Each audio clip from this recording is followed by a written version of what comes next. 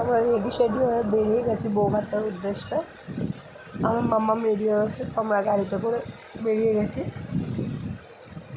যাওয়ার পরে আমরা 7টার সময় বেরিয়েছি। আমরা ভাবছি অনেক দেরি হয়ে গেছে, বা দেবুতলা পার্কে যেতে হবে, অনেকটা দূর টালিগঞ্জ থেকে।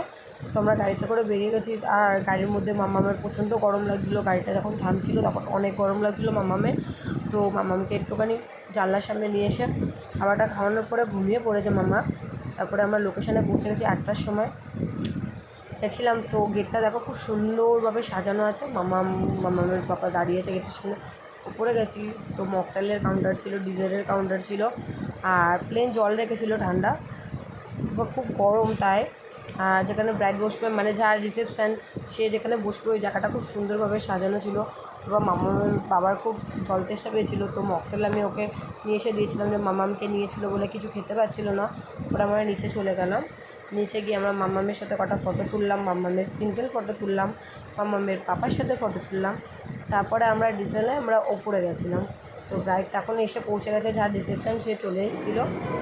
তো ও কিছু ফটো তুলছিল পোজ দিয়ে দিয়ে। তো ও পোজ দেওয়ার পরে, ফটো তোলা হয়ে যাওয়ার পরে তারপরে মাম্মামের সাথে কটা ফটো তুলেছিল। যা মিষ্টি ব্রাইড, খুব সুন্দর দেখতে, খুব সুন্দর দেখতে। তারপরে আমরা খাবার জায়গায় চলে গেছিলাম। খাবার জায়গার মধ্যে আমার মধ্যে ছিল কচুরি আর কাবলি ছোলা আর ফিশ ফ্রাই। ফিশ ফ্রাইটা পুরো লোডেড ছিল, ভেটকি মাছের ফিশ ফ্রাই খুব লোডেড ছিল।